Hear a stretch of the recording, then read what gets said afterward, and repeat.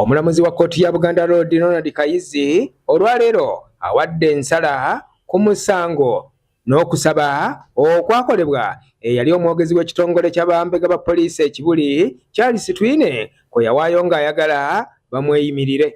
Twine yakwatibwa n'ennuwa Mutwe nga kigambibwa nti bano baali batambuza obubaka ku mutimbagano obuvumirira n'okwonoona erinnya ly'omukulembeze w'eggwanga kosa okusuubiza okumutta nga bakozesa bulooka emanyiddwa nga peva n'emisango era emirala egiwulira ddala 6 nga kuno kwaliko okuvuma n'okwonoona erinnya ly'omukubiriza wa paalamenti Anet Antamong kosa omumyuka we Thomas Taibwa mpozi ne ssaabaduumizi w'eggye ly'eggwanga Muhoozi Kayine Lugaba.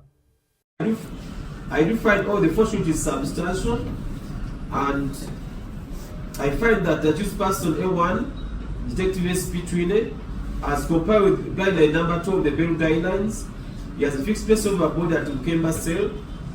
He also presents national identity card. He has been on remand for 1 month and 7 days. I feel that he has fulfilled all the conditions for grant of bail and releasing on bail the following conditions. 1, he still Twine okweyimirirwa omulamuzi amulagidde asasula obukadde bw'ensimbi 5 ez'obuliwo, so nga n'abadde bagenda omweyimirira babadde bateekeddwa okusasula obukadde bw'ensimbi 50 ez'obutaliiwo. execute a cash bond of 5 million. 2, each of these falsehoods shall execute a non-cash bond of 50 million, not cash. 3 is to deposit his passport in court and not leave the country without leave of the court. I now move to A2 Noah Mutwe Mitala alias. I now move to Noah Mitala.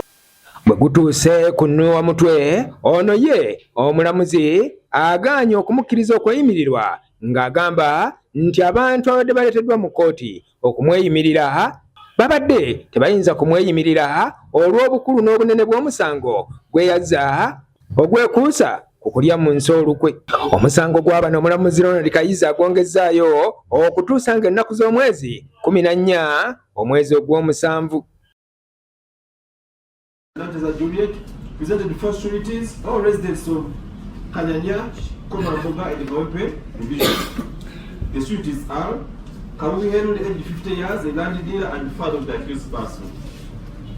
The second surety was Buyondo Alosias, age 42 years, unemployed, half of the accused. Aliet, age 41, a seller of old clothes, Lowino, now central Kudemi market, and sister of the accused person.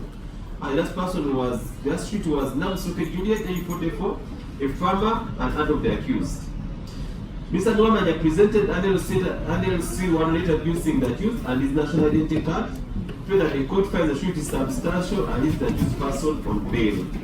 Mr. Richard Billy Bumbuka, the chief secretary, Bumbuka, that the sureties for A1 and A2 were not substantial, that Kawageni Kate was not a wife as she alleges, and that upon the birth certificate presented, the money she made is called to the boss Charles and not the accused person.